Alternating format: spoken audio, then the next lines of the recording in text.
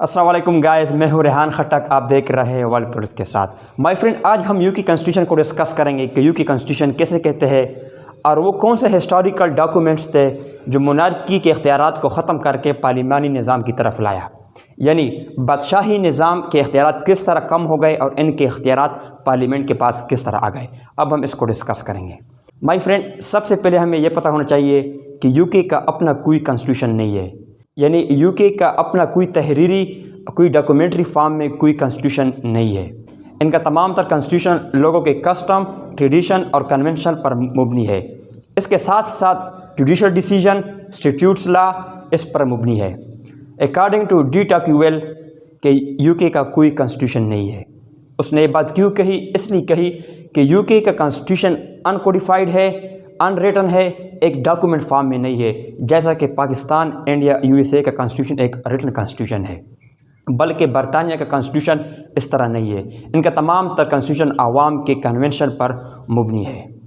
آپ کو یو کے کانسٹیٹیوشن کے اندر کوئی بھی ایسا ڈاکومنٹ نہیں ملے گا جو ریٹن فارم میں ہو، یعنی ایک تحریری فارم میں ہو جیسے ہمارا کانسٹیٹیوشن ہے۔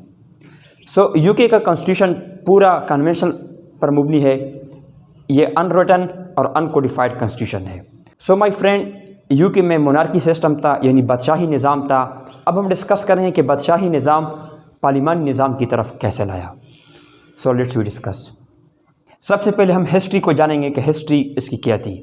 مائی فرینڈ، انگلینڈ میں ایک مونارکی نظام چل رہی تھی جس میں تمام تر اختیارات بادشاہ کے پاس تھی، اور بادشاہ اس تمام تر اختیارات کو ناجائز طور پر استعمال کرتا تھا، یعنی اس کے پاس ایک انلمیٹڈ پاور تھی۔ لوگوں کے رائٹس کا خیال نہیں رکھتا تھا، اور ان کے پراپرٹی کا، ان کے جائیداد اور ان کے فریڈم آف سپیچ، لبرٹی کا، جس سے عوام تنگ آ کر ایک انقلاب کی شکل اختیار کی۔ تو مائی فرینڈ، یہ 13 سنچری کا دور تھا جب لوگوں نے ایک انقلاب شروع کیا۔ اس انقلاب کا مین مقصد کیا تھا کہ بادشاہ تمام تر قوانین کے مطابق حکومت چلائے۔ جب عوام مونارک کے اختیارات، ناجائز اختیارات سے تنگ آ گئے تو انقلاب شروع کیا، جس کی بنا پر بادشاہ نے عوام کے مطالبات کو پورا کرنے کی کوشش کی اور ایک ایکٹ پر سائن کیا جسے میگنا کارٹا کہتے ہیں۔ First act Magna Carta. یہ کب ہوا؟ 1215۔ مائی فرینڈ، اس وقت کے مونارک کنگ جان تھے جس نے اس ایکٹ پر سائن کیا۔ اس ایکٹ کا مین مقصد کیا تھا کہ بادشاہ اس حکومت کو تمام تر قوانین کے مطابق چلائے گا، اور لوگوں کو ڈیفرنٹ رائٹس دی گئے، یعنی لوگوں کو پراپرٹی کا رائٹس دیا گیا، لبرٹی کا رائٹس دیا گیا، اور ڈیفرنٹ فنڈامنٹل جو بیسک رائٹس تھے عوام کو اس ایکٹ کے بنا پر دیے گئے۔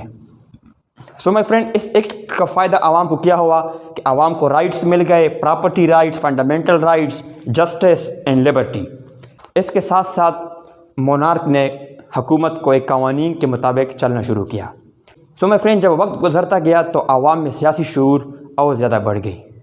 17 سنچری میں یہاں پہ ایک اور انقلاب شروع ہو جاتا ہے جس میں کنگ چارلس اس ٹائم مونارک ہوتے ہیں، اور وہ اس انقلاب کو ختم کرنے کے لیے لوگوں کے مطالبات کو مان لیتا ہے اور ایک ایکٹ پر سائن کرتا ہے جیسے پیٹیشن آف رائٹ کہتے ہیں۔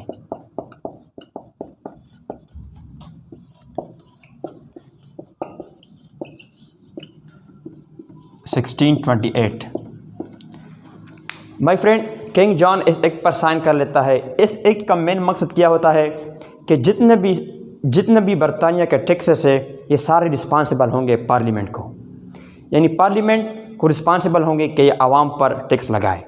تو یہاں سے پارلیمنٹ کا کنسیپٹ آیا۔ مائی فرینڈ، ادھر پارلیمنٹ کے اختیارات کو اور زیادہ بڑھایا گیا، اور اس کے ساتھ ساتھ اس ایکٹ میں یہ بھی کہا گیا کہ مونارک اپنی مرضی سے لوگوں پر ٹیکس لاگو نہیں کرے گا۔ مائی فرینڈ، جب وقت گزرتا گیا تو لوگوں میں اور سیاسی ہلچل نظر آتی گئی، جس میں ایک اور ایکٹ آ گیا جسے بل آف رائٹ کہتے ہیں۔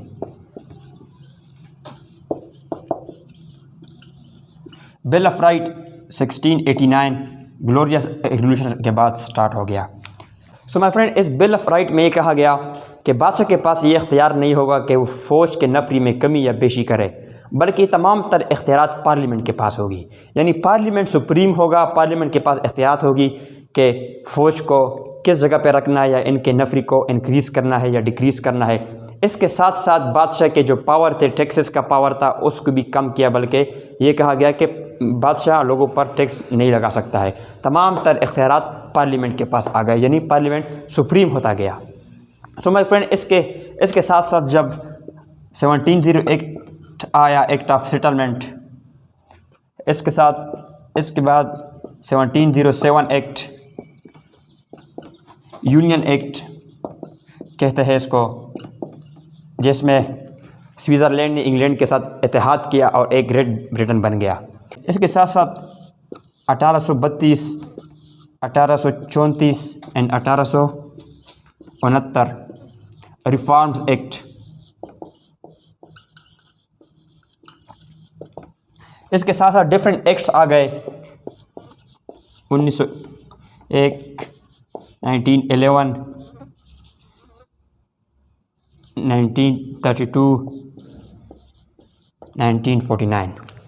سو مائی فرینڈ، اس ایکٹ کے بعد پارلیمنٹ کے اختیارات اور زیادہ ہو گئے، یعنی وقت کے ساتھ ساتھ پارلیمنٹ کو یہ اختیارات حاصل ہو گئے کہ منار کے اختیارات کو ناجائز طریقے سے جو استعمال کر رہا تھا وہ سارے پارلیمنٹ کے پاس آ گئے، یعنی پارلیمنٹ سپریم